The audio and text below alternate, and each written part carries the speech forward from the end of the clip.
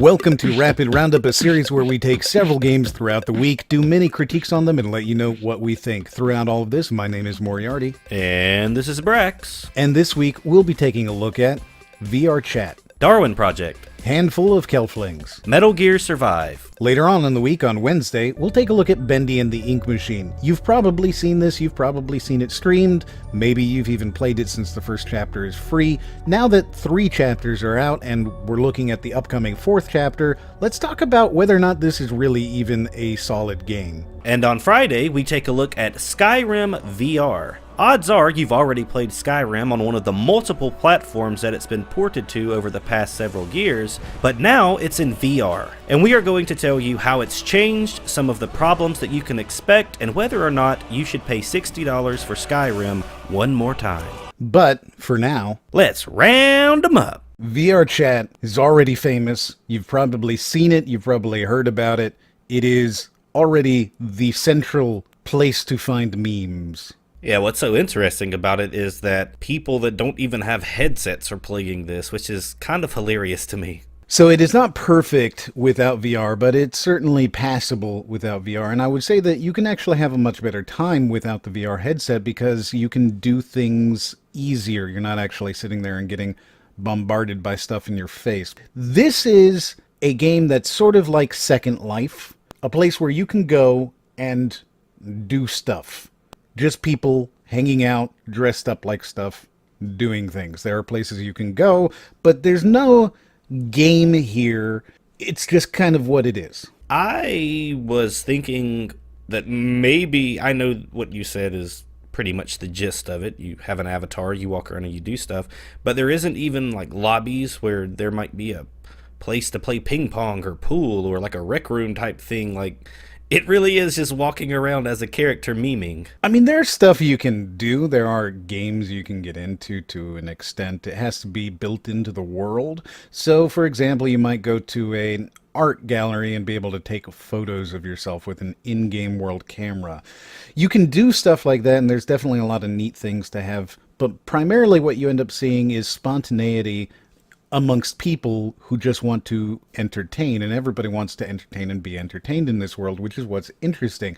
There are times when you will see literal cat parades. That's a perfect example of what I think would be fun about this game. I do like the idea of people being able to just hang out and express themselves. It's almost like this is more of a public sphere than it is a video game, just a place for people to hang out. And you know what? Just because it isn't a video game doesn't mean that you can't have fun doing that, because sometimes it's really entertaining just to really see how people on the internet act and react to things. That's kind of part of the reason people browse the web, right? So I can imagine getting in here and having a good time doing exactly that, just taking everything in. And cat parties seems like something that I would probably have fun laughing at and just, experiencing. VRChat is a fantastically fun time. It's super interesting if you go in there and you're willing to kind of meme and make fun of things and have fun and talk to people. If you want to go in there and just stand around watching stuff, you can certainly do that too, but I think you're going to be missing out on a whole lot of stuff. Part of the fun of this game is to go in with your friends and mess around. And if you're willing to go in and mess around, you're going to have a really, really good time. I've laughed so hard playing VRChat compared to just about anything else. It's just fantastic. Yeah, it sounds like a blast. I've yet to check it out on Steam, though, and I'm curious, is this something that's free to play, or will I have to actually pay money to do this? VRChat is free. If you want to get some of the cooler things in the game, such as various skins, you may have to pay for that, but that's entirely up to you. You do not have to pay for anything. You can just go through and have a good time. That's the way I would prefer it, and I expected it to be that way, so that's really good news. I'm glad to hear that. This is something that I am going to check out when I get some spare time, when I'm not playing in a more hardcore way, like, actually playing games. This seems like something that I'm definitely going to have to hop into, like you said, especially with some friends, just to really have a good time and perhaps act a little foolish. Darwin Project is the most interesting battle royale that I have played in several months. The reason I say that is because lately we've seen a lot of controversy and a lot of talk about Fortnite being a PUBG clone and PUBG being an H1Z1 clone, and how all of these battle royale games are copying each other, when in reality it's just a genre that is really popular right now, so a lot of people are taking advantage of it. The Darwin Project is not like those other games. You do have crafting, you do collect resources, and those things are really key to this game because you have to light fires in order to stay alive, and you can build your own armor, you can get other upgrades, and it does work with zones like other battle royales do, but the way the zones work is the most interesting part of this game to me. In this game, you have what's called a show director, and that is a player whose job it is to basically orchestrate everything that happens during the match. So there are several zones, 8 of them, and there are 10 players on the map. There are not 100 like you have in your standard battle royales. This has a smaller population, and because of that, it moves a lot more quickly. But the show director determines when he wants to shut off one of those zones. He can go through and spectate every player on the map and at any time make decisions to heal them and help them fight their enemies if that's something he wants to do just because. He can make decisions to drop an electronic, which gives you a really big boost and allows you to create some stuff that gives you an advantage. So playing without a show director is a possibility, but it really would take away everything that this game stands for. As soon as you said that, I immediately really wanted to be the show director on a stream. I want to have 10 people playing this game underneath me while I meddle with their lives.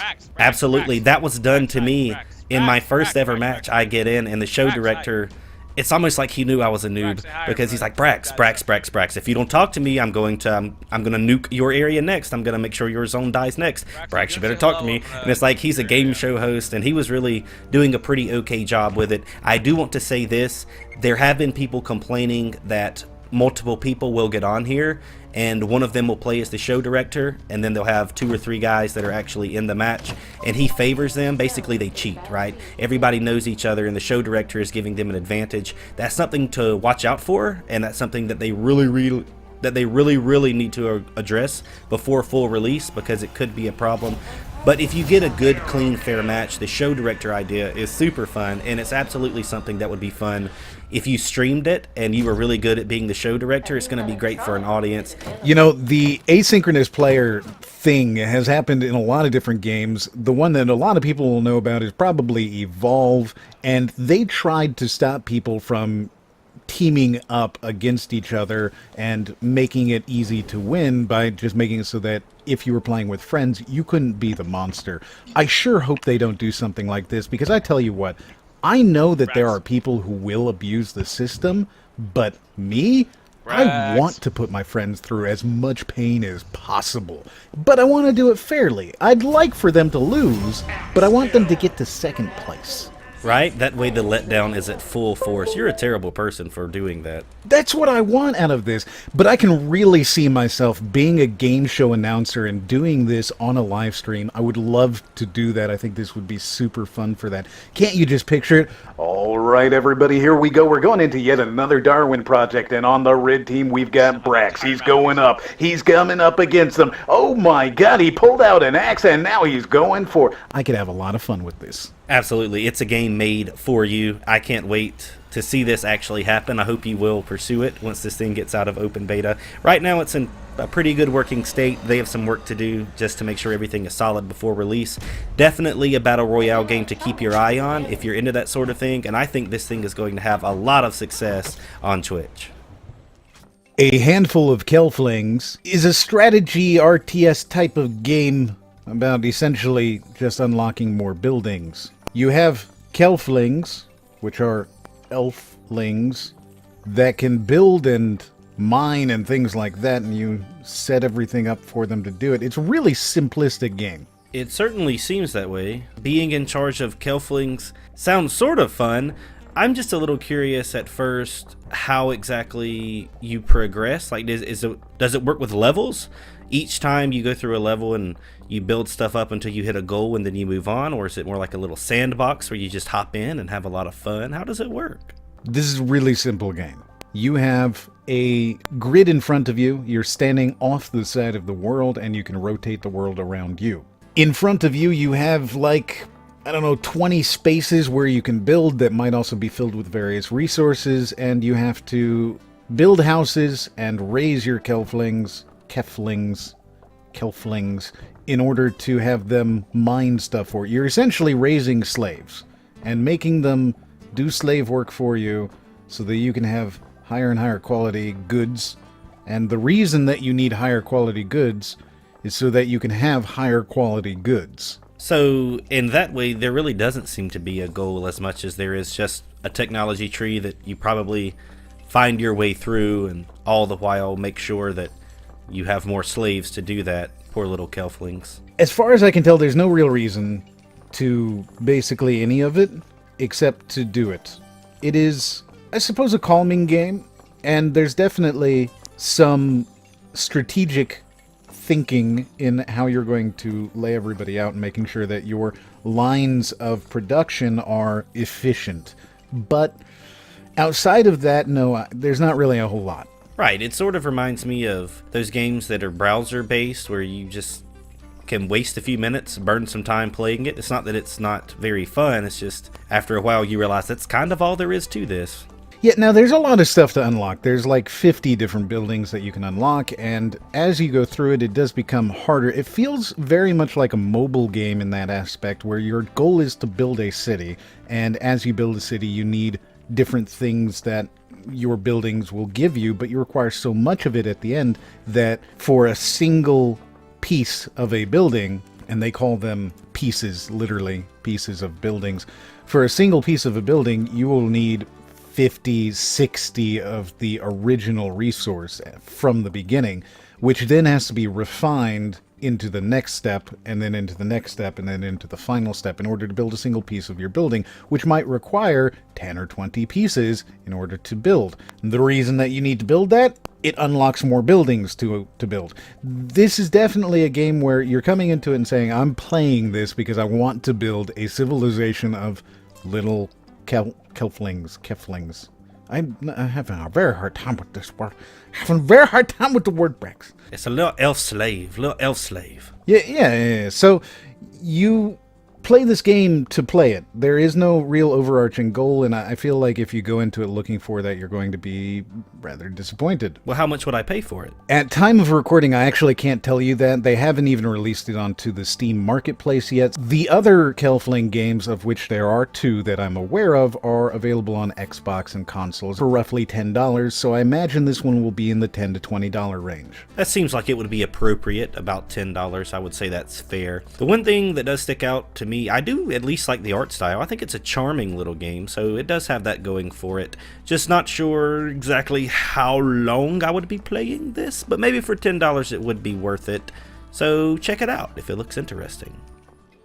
Metal Gear Survive is not a Metal Gear game. What do you mean? It even says Metal Gear in the name. It does indeed say that, and it does run on the Fox engine, but without any input from Kojima, people were right when they assumed that this was going to be totally different, and I was trying to be optimistic, thinking maybe it will be totally different in a good way, but I was quickly disappointed to find out that really all they've done is dump some zombies into the Fox engine and make this just another survival game. Is it possible that you are just wrong because you're a huge Metal Gear fan? Well, let me say this. My disdain for this game might be a little stronger than some people's would who are not huge Metal Gear fans. But even if I am unbiased about it and I look at this as just a game, even then I found this to be quite boring. Within the first couple of hours of playing it, I immediately knew, based upon this beta, that I am not going to want to play this full game.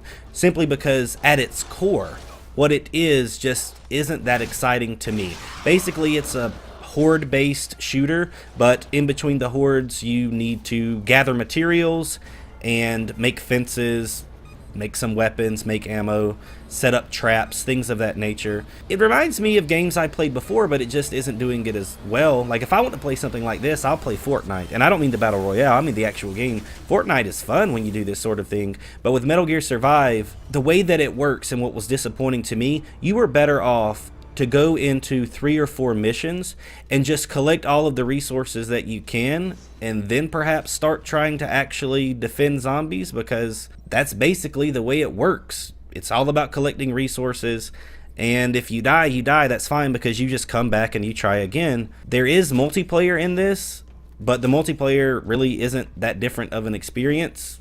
At least to me, it wasn't. I just really can't understand why there isn't more to this game as much as they hyped it up. You really do upgrade your equipment and craft things and then defend your base from zombies. That's it. And it's something that is so unrevolutionary, if that's a good way to describe it. Like, there's nothing exciting or fresh or innovative about it to me, and I just found it quite boring. Fair enough. It kind of reminds me, just from the description alone and from the description that they actually gave when they talked about this game, of being their take on Call of Duty Zombies. The only difference is Call of Duty Zombies actually feels like it has more level to it than this does levels. Like, this is really just a base defense game, and in COD Zombies, you run around and you go to different places, and it feels more fast-paced, and each of the levels feels like it's getting more difficult, like this does too, but it doesn't work in waves as much.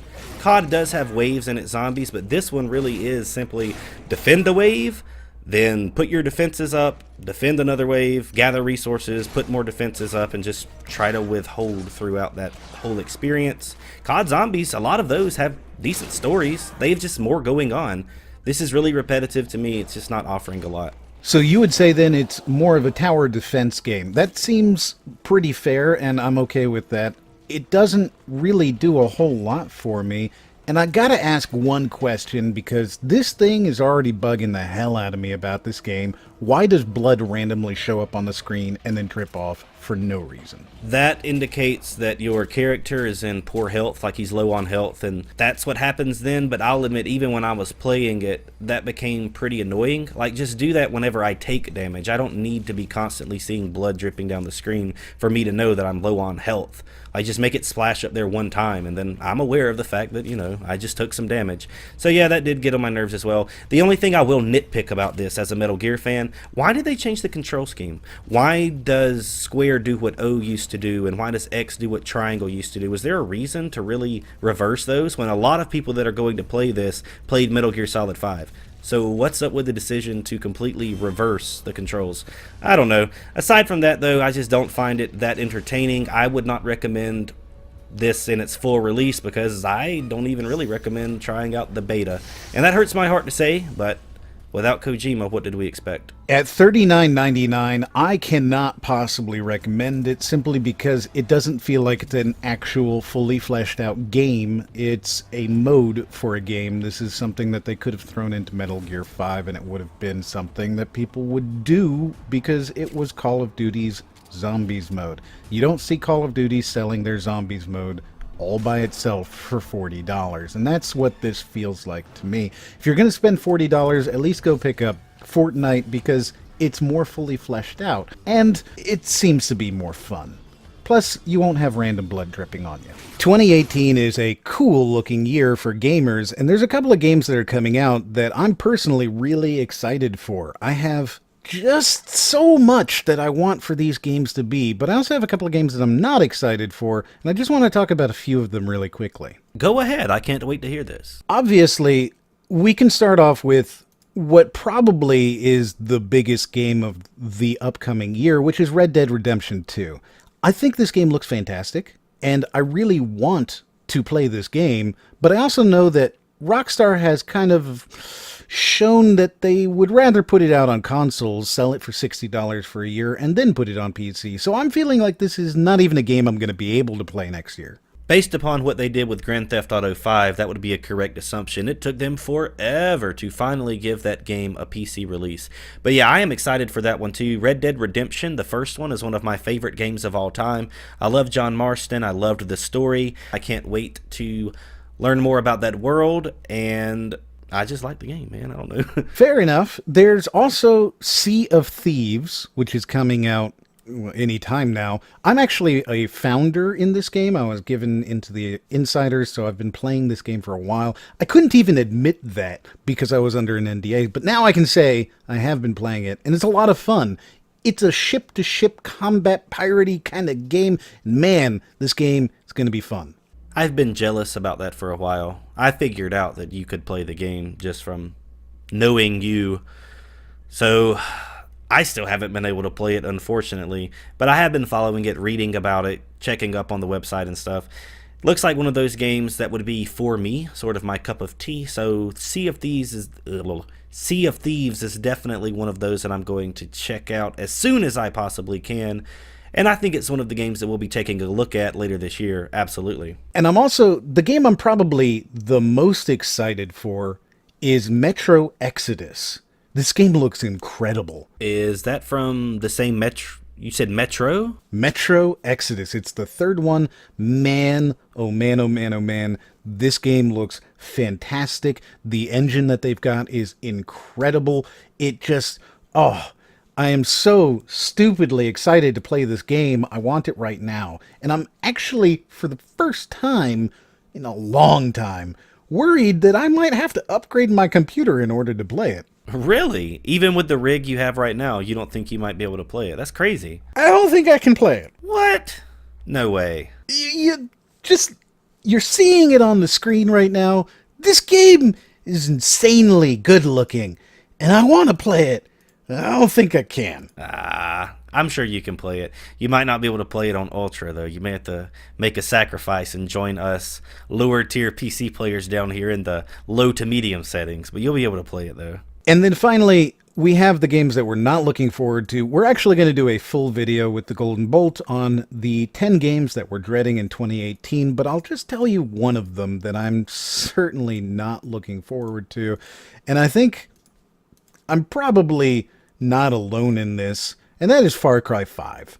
I'm really not looking forward to this game. I'm tired of climbing towers, and I'm tired of jumping into hay bales, and I'm tired of all of that. I'm just so tired of it. And I feel like we already know what Far Cry 5 is going to be because we had the failure of Wildlands. And this company sure likes to just take the same game again. So we're going to get Wildlands, only it's going to have bears. Wildlands with bears. That sounds about right. And yeah, unfortunately, that's the way it is. You get the same Assassin's Creed every year. So now they have another switcheroo that they're pulling on us. They're going to take Wildlands, change the name on it to Far Cry 5, and here it comes again next year. Oh, man. It's sad, but it's true. I'm just not excited for it. I feel like this is a game that you shouldn't buy just to teach them to stop making this game. Like, Far Cry 2 was neat. I love setting fields on fire.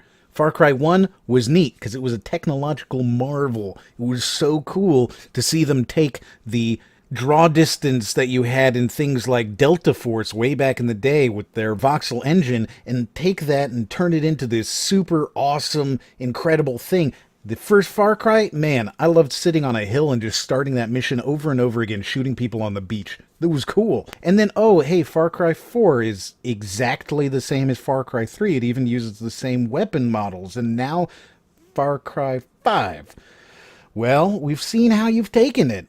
It's going to be the same game. I am already going to say there is at least one weapon model in Far Cry 5 that is exactly the same as it was in Far Cry 3. That would be a safe assumption to make, I would assume. I remember also with Far Cry 5, some of the attention it's gotten in the media just seems really something that I don't get into, something that I try to avoid, and I'm not going to judge the game based upon that, but at the same time, I'm like, I don't even want to deal with that, you know? Politics. Right? Like, leave politics out of my games. We'll just keep them separate. Both are fine. But don't mix the two. That gets on my nerves. So there you go. If you like this video, please give us a like and share it. And if you didn't like it, then don't do either of those things, but still share it. If you did like it, however, go and watch another video up there in the corner. And as always, we'll see you guys on the next one.